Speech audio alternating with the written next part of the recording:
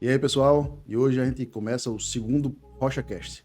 Hoje vamos tratar sobre um tema bem específico da área trabalhista, que é o assédio moral, e a cada dia que passa se torna mais comum nessa seara. Você, João, como especialista na área, começa aí, fala um pouco sobre assédio moral, qual é a atuação, quais são os casos que a gente pode aplicar. Bom dia, boa tarde, boa noite, boa madrugada para você que nos assiste. O assédio moral na Justiça do Trabalho, ele acontece sobre diversas práticas que são reiteradas no âmbito do trabalho, podendo ser uma perseguição dos funcionários entre si. Também pode ocorrer o assédio moral na questão em dois tipos de modalidades, sendo ele vertical ou horizontal. O assédio moral na modalidade vertical é aquela em que ocorre entre um superior hierárquico para com o seu subordinado ou vice-versa, sendo o subordinado para o seu superior hierárquico. Mas também ocorre na modalidade horizontal, que é quando se dá entre funcionários do mesmo que possuem o mesmo cargo no trabalho, então cargos similares. Você falou uma situação aí bem interessante que pouca gente sequer cogita que exista, né? Que é esse assédio moral inverso, Isso. do funcionário para o chefe. Isso, apesar de ser pouco usual, isso existe. Há situações em que o funcionário, principalmente no caso de empregado público, que tem uma certa estabilidade, de ele tentar ir minando o chefe gradativamente com algumas posturas, com algumas condutas, enfim, tentando prejudicar o chefe para trazer algum problema para ele. E isso pode ser caracterizado como um assédio moral inverso, resultando, inclusive, se for o caso, na possibilidade de uma demissão por justa causa do empregado. Porque, no geral, as pessoas pensam que o assédio moral é praticado só pelo chefe, para o subordinado ou entre os empregados. E aí, nesse tipo de situação, a empresa acaba sendo, se for comprovado, condenada a pagar alguma indenização caso tenha responsabilidade. Agora, esse outro caso é um caso bem diferente nessa questão desse assédio moral invertido, né? Agora, João, me dá um exemplo aí. Vamos tentar ser um pouquinho mais objetivo, um pouquinho mais coloquial aqui, já que alguns dos nossos espectadores não são da área jurídica. Me cita aí um exemplo de um caso em que uma pessoa foi alvo de um assédio moral e que a empresa acaba sendo responsabilizada, tendo que pagar alguma indenização. Pronto, uma situação que aconteceu recentemente, em um processo que eu atuei, foi que um funcionário, ele era de serviço terceirizado, trabalhava como SG em uma universidade, e que ele recebia as ordens para realizar a limpeza em um determinado ambiente. Só que quando houve uma troca de setor, ele passou a se comportar de uma forma mais ríspida com seus superiores, sendo que não queria trabalhar naquele ambiente porque não gostava de lá, e acabou sendo grosseiro com todos que estavam naquele ambiente, tornando ele um ambiente mais tóxico, entre aspas, assim. E quando o superior determinava que ele fizesse algumas funções, ele dizia que não fazia. E nisso acabou que houve diversas denúncias contra ele e houve assim a justa causa do funcionário porque não queria obedecer o seu superior hierárquico. E um caso mais normal, um caso em que a empresa praticou um assédio moral contra um empregado, um superior contra um empregado. Você lembra de algum caso assim que poderia citar como exemplo? Pronto.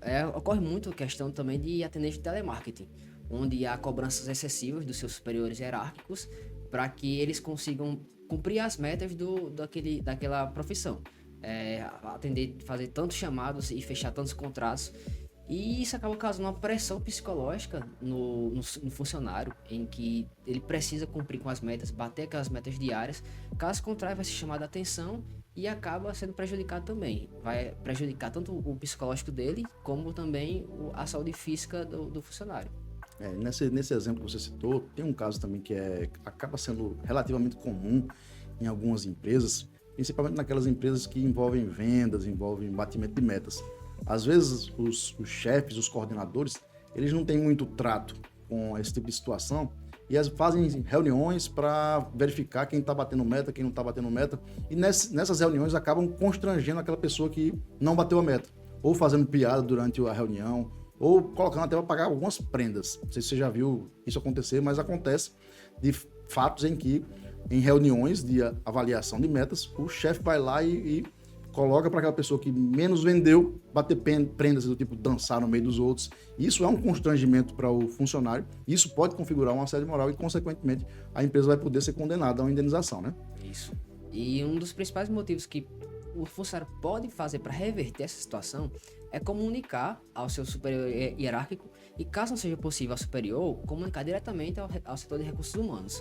Comunicar de forma detalhada e precisa aquela situação, informar tudo o que aconteceu, para que a empresa possa tomar as melhores providências para aquele caso. Porque uma das obrigações da empresa é promover um ambiente de trabalho saudável e, por mais que ocorra uma concorrência entre os funcionários, mas que seja de forma saudável entre eles ali.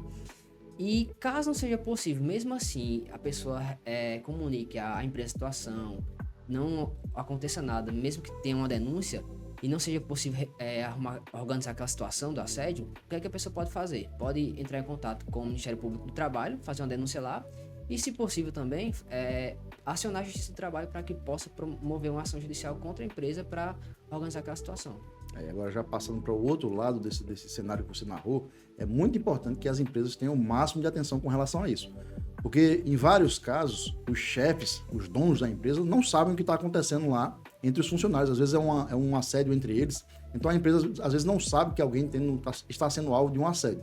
Se chegar essa informação para a empresa tem a obrigação de apurar imediatamente e aplicar as sanções cabíveis naquela pessoa para coibir a continuidade desse assédio. Até mesmo porque, nesse cenário, quem mais vai perder será a empresa que vai ser condenada a pagar uma indenização. Está isso? E além disso, pode ocorrer situações que o desgaste físico e emocional seja tão grande que acaba prejudicando a saúde do funcionário. Acaba desenvolvendo também doenças nessa situação, como a síndrome do esgotamento profissional, que é conhecido também como síndrome do burnout, onde o funcionário fica tão esgotado emocionalmente, tanto esgotado fisicamente também, que acaba se sentindo improdutivo, se sentindo como se não fizesse mais parte daquele ambiente. Passa a desenvolver o trabalho de forma mais prejudicada, prejudica o rendimento da pessoa, e isso acaba prejudicando tanto o funcionário como também a empresa com seus rendimentos. A produtividade da empresa vai cair, né, com relação a isso. Isso é um problema que está se tornando cada vez mais sério, né? Porque na sociedade que a gente vive hoje em dia, essa quantidade de trabalho, essa imediatidade de ter resultados, esse tipo de situação faz com que as pessoas se esgotem. Essa síndrome que você falou, conhecida como burnout, é exatamente isso.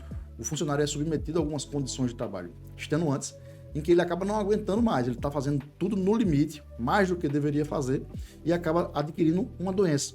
Essa síndrome de burnout já foi, inclusive, enquadrada como uma doença de cunho trabalhista. Hoje ela é enquadrada no rol de doenças internacionais como sendo uma das doenças que podem ser configuradas como doença de trabalho.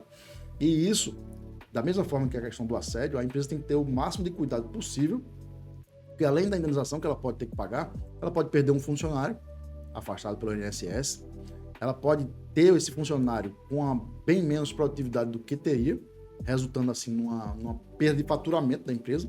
Então, por tudo isso, a empresa tem que primar e adotar todas as medidas necessárias para garantir a saúde do empregado, não é isso? Que não é só garantir também a saúde financeira da empresa, mas principalmente a saúde do empregado, tanto a saúde física como a mental. Porque o burnout ele é muito, muito complicado em si de você diagnosticar essa situação, porque é uma doença silenciosa. Começa ali com uma pequena cobrança que vai aumentando, e você vai colocando mais carga, mais responsabilidade naquilo. E isso vai gerar um efeito de uma bola de neve. Vai acabar prejudicando tanto assim a saúde do funcionário, que vai acabar não rendendo mais, produzindo as suas tarefas diárias. E como é uma doença de cunho psicológico, psiquiátrico, ela não é fácil de ser diagnosticada. E a gente ainda vive num mundo, num país preconceituoso, né? Às vezes a pessoa vai e diz, não, isso é, enfim, besteira de funcionário, quando na realidade é uma doença séria. E esse funcionário, para ser, entre aspas, curado, ele tem que passar por todo um tratamento. E muitas vezes ele não consegue nem sequer ser mais reinserido nesse mesmo local de trabalho. Ele já vai ter uma espécie de um trauma, ele não vai ter nem condições de voltar para lá com medo de ter de novo essa doença, não é isso? Isso mesmo, porque um dos problemas também do burnout é porque o funcionário, ele, por mais que ele seja diagnosticado com burnout, ele precisa reconhecer aquela situação e também querer ajuda. E essa ajuda precisa partir principalmente da família e também de profissionais qualificados, como psicólogos e psiquiatras, que vão passar medicamentos para fazer o tratamento. Além disso, é importante também que o funcionário ele tenha um estilo de vida saudável, pratique exercícios físicos, tenha uma boa alimentação, pratique esportes. Tudo isso vai gerar no seu organismo produção de serotonina, hormônios que causam felicidade na pessoa, que vai se sentir mais disposto e, consequentemente, vai ter uma maior produção. E seguindo essa linha, para que o funcionário também não entre nessa doença, ou seja, que não entre com mais facilidade, ele tem que aproveitar de uma maneira mais adequada o período de descanso, né? Porque o período de descanso em todo trabalho ele tem que ser sagrado. A pessoa não consegue trabalhar todos os dias da semana. Até consegue, mas uma hora ele vai pifar, uma hora ela não vai conseguir. É o esgotamento máximo. Então, nesse tipo de situação, o descanso ele é essencial. Não adianta você ter o seu descanso semanal e você ter outra atividade para cobrir esse descanso. Ou seja, ao invés de você estar descansando física e mentalmente, você vai estar executando isso de uma maneira mais ativa. Então, consequentemente, uma hora o seu corpo vai... De descanso. Exatamente. Até porque a CLT, ela estabelece que o horário de trabalho da pessoa deve ser de até 8 horas diárias ou 44 horas semanais. E no Brasil existem diversas escalas de trabalho para isso. Tem a escala 6x1, escala 5x2, 12x36, 10x4. Então são diversas escalas de trabalho que existem no Brasil, mas todas elas devem seguir os ditames da CLT, que são 8 horas diárias ou 44 horas semanais. E nesse caso é importante ressaltar que no Brasil, apesar de ter essas várias escalas, esses vários tipos de jornada, a legislação, a Constituição estabelece que deve ser garantido apenas uma jornada semanal, ou um descanso semanal, né? Um descanso semanal remunerado. Então, no geral, a parte mais normal é a pessoa trabalhar de segunda a sábado e descansar só no domingo. É a mais conhecida jornada como 6x1. Isso. Não é isso? Inclusive, por causa dessa questão de 6x1, recentemente está tendo muito burburinho, porque há uma intenção de haver uma, entre aspas, uma extinção dessa jornada, porque há especialistas que dizem que esse tipo de trabalho não é atrativo nem para a empresa, nem para o empregado, porque causa esgotamento. A escala 6x1, ela possui dois tipos de atuação, podendo ser de 7 horas e 20 minutos diários, ou então 8 horas diárias, sendo que deve haver um dia em que há uma redução da jornada de trabalho. Por exemplo, a pessoa trabalha durante 5 dias em horário comercial, de 8 às 16, por exemplo, mais um dia, geralmente no sábado, ele trabalha de 8 a meio-dia, ou então de 8 às 11, para ter essa compensação de jornada. Só que o problema da escala da 6x1 é porque muitas vezes o trabalhador ele passa mais tempo no trabalho e não consegue ter um período de descanso adequado. Tem a PEC, que é a proposta de emenda constitucional, pela uma deputada que ela quer fazer a redução da jornada de trabalho para 36 horas diárias. Aliás, 36 horas semanais, perdão. E nessa PEC, se eu não me engano, ela estabeleceu que apesar de ser 36 horas semanais, além disso, juntamente com os 36 horas semanais, ela quer que também fique definido 3 dias de descanso. Daí isso. Passaria para uma jornada de 4x1. É um tema bem polêmico. Tem empresas que vão, com certeza, reclamar disso e empregados que vão gostar. É a normalidade, como se fala. Mas é um tema que merece ser estudado, porque é lógico, como eu já disse, o esgotamento mental ele pode atrapalhar a pessoa, não só momentaneamente, mas por um longo período. Daí porque essa jornada, a tendência dela é que ela seja realmente revista. Não sei se nesses moldes, de 4x1 efetivamente, se eu trabalhar 4 dias e folgar 3. Mas há uma tendência de que essa jornada de 6x1 daqui a algum tempo seja revista, não é isso? Inclusive, há muitos países que já adotam esse tipo de jornada de 4x3, já que a escala 6x1 ela é comprovada que há um certo desgaste da pessoa e não vai ser tão favorável assim, tanto para a empresa também como para o funcionário. Só que essa proposta de emenda, ela até se aceita, passa por todo um trâmite que vai ser relativamente demorado. Você vai apresentar aquela proposta para a Câmara de Constituição e Justiça, que é a CCJ, e lá vai analisar se está de acordo com os preceitos da Constituição. Caso esteja, vai abrir um debate para ela em média de 40 sessões na Câmara, até alinhar ali os ditames dela, para ver se está tudo certinho, alinhar as informações da proposta, vai fazer uma votação, caso seja aceita, ela sobe para o Senado.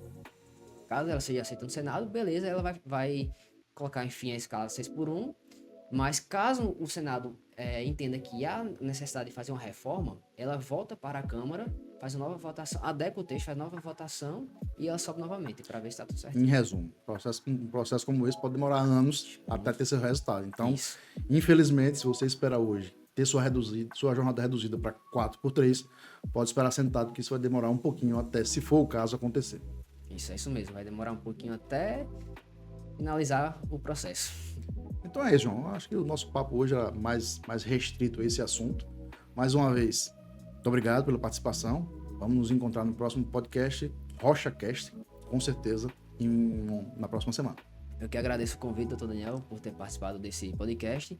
E, como de praxe, se você gostou, curta, comente, compartilhe. E é isso aí. Até mais. E se inscreva no canal. E se inscreva no canal.